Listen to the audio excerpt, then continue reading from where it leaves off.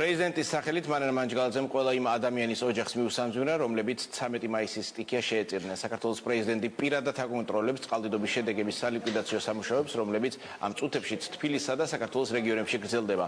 მანანა მანჯგალაძემ ტრადიციულ ბრიფინგზე პრეზიდენტის ინიციატივასაც ისაუბრა, რომლის მიხედვითაც დღეიდან საქართველოს 300-ზე მეტ სოფელში კომპიუტერული ცენტრები განთავსდება.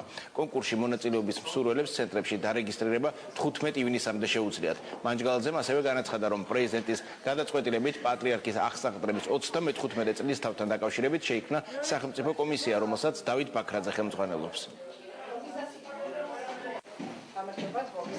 მინდა კიდევ ერთხელ ღრმამწუხარება გამოთქვა სტიქიის შედეგად დაღუპულთა თაობაზე. მინდა მიუსაძიმრო მათი ოჯახის წევრებსა და ახლობლებს.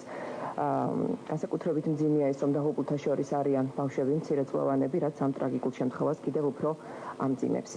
ბუნებრივია, საქართველოს პრეზიდენტი აგრძელებს კონტროლს სტიქიის სალიკვიდაციო სამუშაოების მიმდინარეობის თაობაზე. საქართველოს პრეზიდენტი ხვალიდან იწყებს სამუშაო ვიზიტს ამერიკის შეერთებულ შტატებში. სამუშაო ვიზიტის ფარგლებში მიხეილ სააკაშვილი ეწევა ნიუ-იორკს, ლოს-ანჯელესს. ბუნებრივია, მონაწილეობას მიიღებს ნატოს სამიტში, რომელიც 20-21 მაისს გაიმართება ჩიკაგოში.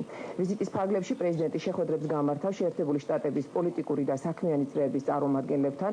ასევე დაგეგმილია რამდენიმე საჯარო გამოსვლა, მათ შორის წამყვან ამერიკულ უნივერსიტეტ